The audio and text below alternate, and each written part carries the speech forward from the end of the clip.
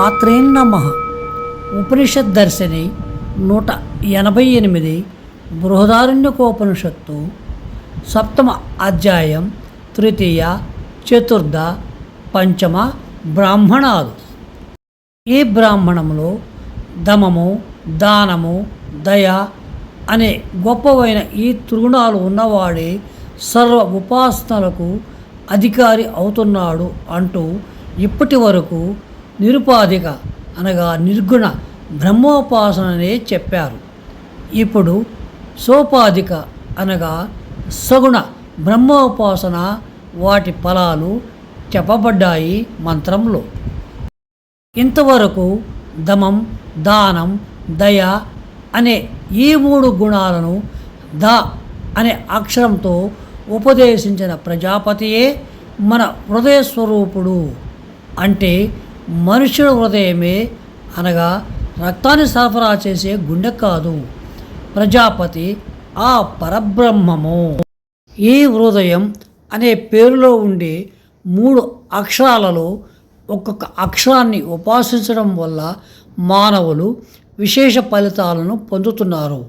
హృదయంలో ఉండే హృ అనే అక్షరాన్ని పరబ్రహ్మగా ఉపాసిస్తే అతని ఇంద్రియాలు, ఇతరుల ఇంద్రియాలు అతని వశంలో ఉంటాయి. ద అనే అక్షరాన్ని ఉపాసించేవాడికి ద అనే ధాతువుకు ఇచ్చుట అనే అర్థం ఉంది. అతనికి సంబంధించిన వారు, సంబంధించని వారు అతనికి తమ శక్తులను ఇస్తారు. ఇంకా ఎం అంటే లోపలికి వెళ్ళడం అనే అర్థం. ఎం అనే అక్షరాన్ని ఉపాసించే వాళ్ళు స్వర్గలోక ప్రాప్తిని పొందుతున్నారు. ఈ విధంగా హృదయంలోని ఒక్కొక్క అక్షరాన్ని ఉపాసిస్తే ఇంతింత ఫలితం దొరుకుతున్నప్పుడు మొత్తం హృదయం అనే పూర్తి పదాన్ని ఉపాసిస్తే విశేష ఫలప్రాప్తి ఉంటుంది. ఈ హృదయ పరబ్రహ్మము అనేది సత్యరూపము. అంటే సత్యం కూడా హృదయ పరబ్రహ్మమే అవుతుంది. సత్యమనే పరబ్రహ్మం ఎంతో గొప్పది, పూజ్యమైనది, ముందుగా పుట్టినది. ఈ 3 గుణాలను తెలుసుకొని సత్యాన్ని ఉపాసించే వాళ్ళు సమస్త లోకాలను తమ ఆధీనంలో ఉంచుకోగలుగుతారు. వాళ్లకు శత్రువులనే వాళ్ళు ఉండరు.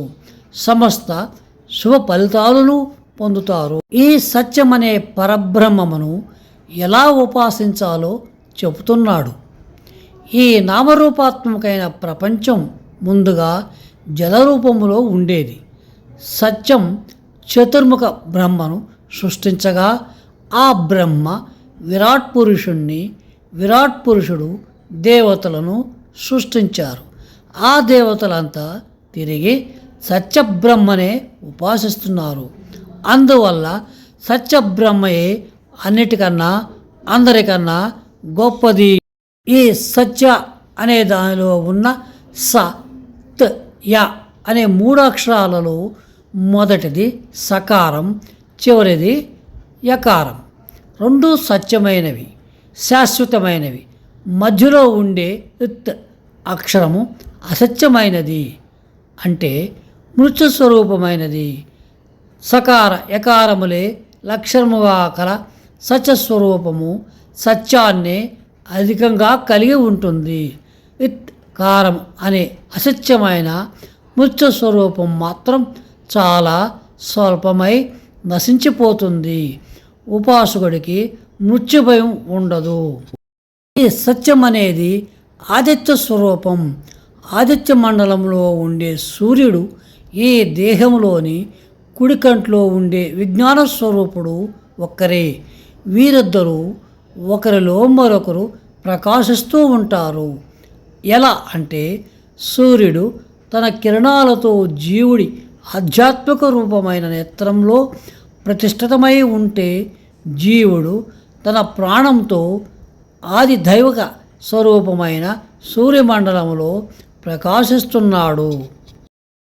అంటే సూర్యుడు తన కిరణాల ద్వారా వెలుతురిస్తూ నేత్రానికి సాయపడుతూ ఉంటే ఆ నేత్రము తన ప్రాణశక్తి అనగా చూచే శక్తి ద్వారా సూర్యుడిని వ్యక్తపరుస్తున్నాడు.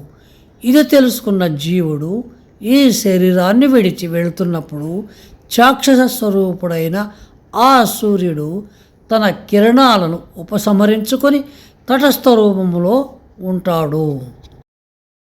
అప్పుడు కిరణములు లేని ఈ సూర్యమండలం కాంతిహీనమై తెల్లగా కనపడుతుంది. ఈ సూర్యుని నేత్రములలోని విజ్ఞాన స్వరూపుని ఒక్కనిగా భావించి ఉపాసించే వాడిని సూర్యకిరణాలు బాధించవు. వచ్చే భాగంలో ఆదిత్య మండలాంతర్గతుడైన ఆ పురుషుని అవయవాల వర్ణను చూద్దాం. సశేషం. శుభం భూయాత్.